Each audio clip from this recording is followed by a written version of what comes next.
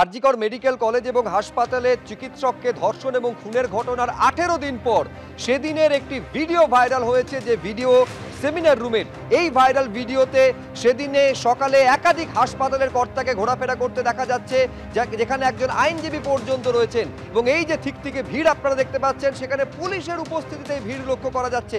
ফলে অনেকেই প্রশ্ন তুলছেন, যে আশঙ্কা বারে বারে বিভিন্ন মহল থেকে করা হয়েছে, যে আশঙ্কা স্বয়ং সর্বোচ্চ আদালত করেছে, যে তথ্য প্রমাণ লোপাট হয়ে গিয়েছে কিনা, এই ভিডিও সেই প্রশ্নকে আরো বড় করে সামনে এনে দাঁড় করিয়েছে।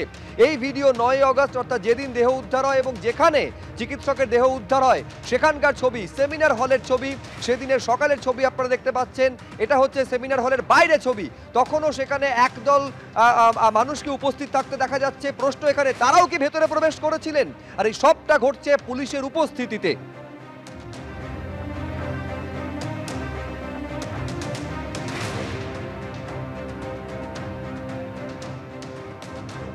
ঘটনা ঘটে যাওয়ার পর যেখানে একটা হসপিটালের কাজ চলাকালীন যখন তার একটা ওই রকমভাবে বিভৎসতার মৃত্যু ঘটেছে, সেখানে এত লোক, প্রথম কথা হচ্ছে পুলিশ সেখানে ঢুকে কেন সিকিউরিটির ব্যবস্থা করলো না, এবং যেতে কোনো একটা স্পেস অফ অকারেন্সে যদি একটা চুল পড়ে থাকে বা একটা যদি কোনো কিছু পড়ে থাকে, সেটাকে সুরক্ষিত রাখার দায়িত্ব কিন্তু সেই পুলিশ প্রশাসনের।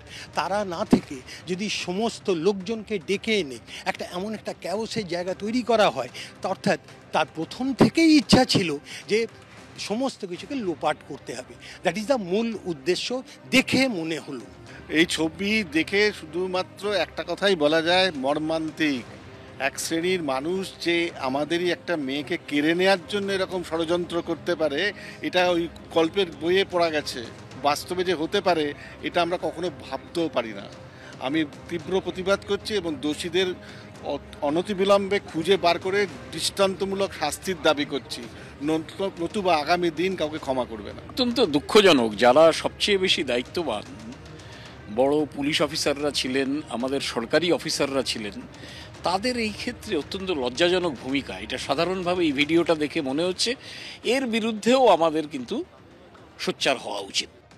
আর এখানেই অনেকে প্রশ্ন তুলছেন যে অপরাধ স্থলকে যেখানে গোড়াতেই সুরক্ষিত করা পুলিশের উচিত ছিল, সেখানে এই ঠিক থেকে ভিড়, এত জমায়েত পুলিশ হতে দিল কেন? সবটা ঘটছে পুলিশের উপস্থিতিতে।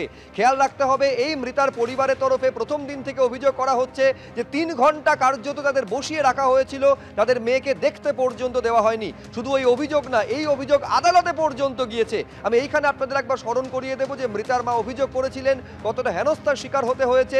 পুলিশ কর্তাদের বারবার অনুরোধ করা সত্ত্বেও তাদের প্রায় 3 ঘন্টা বসিয়ে রাখা হয়েছিল। তাদের মেয়েকে, যে মেয়ে ততক্ষণে ধর্ষণ এবং খুনের ঘটনা ঘটেছে, দেহ পর্যন্ত দেখতে দেওয়া হয়নি সঙ্গে সঙ্গে।